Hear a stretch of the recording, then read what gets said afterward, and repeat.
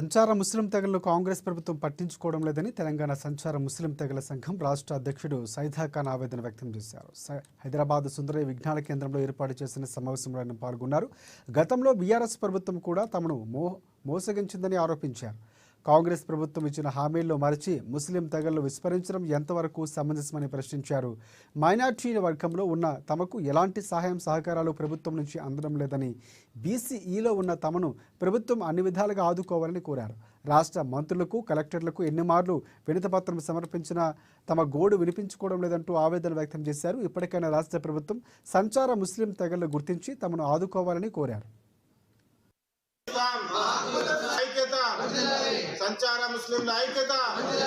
రాష్ట్ర స్థాయి ముఖ్య సమావేశం ఏర్పాటు చేయటం జరిగింది. ముస్లింలలో అతి వెనుకబడిన వారు ఊరువాడ తిరుగుతూ జీవనం సాగించే సంచార ముస్లింలు ఉన్నారు. సామాజికంగా, ఆర్థికంగా అతి వెనుకబడి ఉన్నాము.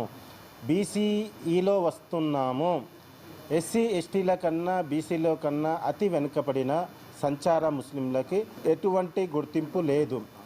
తెలంగాణ ఏర్పడిన తర్వాత 11 సంవత్సరాలు గడుస్తుంది. అయినా కూడా తెలంగాణలో ఇంతవరకు సంచార ముస్లింలకు ఎటువంటి గుర్తింపు లేదు. సామాజికంగా, ఆర్థికంగా అన్ని కులాలు, అన్ని వర్గాల వాళ్ళకి గుర్తింపు అనేది దక్కుతుంది. కానీ ముస్లిం సమాజంలో సంచార ముస్లింలకి ఎటువంటి గుర్తింపు దక్కట్లేదు. ఇప్పుడు చూడండి, బీసీఈలో దాదాపు 18 సంవత్సరాలు అవుతుంది చేర్చబట్టి. మైనార్టీలో దాదాపు 75 సంవత్సరాలు అవుతుంది మమ్మల్ని చేర్చబట్టి. కానీ ఇటు మైనార్టీ కార్పొరేషన్లో మాకు గుర్తింపు లేదు, ఇటు బీసీ కార్పొరేషన్ నుంచి కూడా గుర్తింపు దక్కట్లేదు.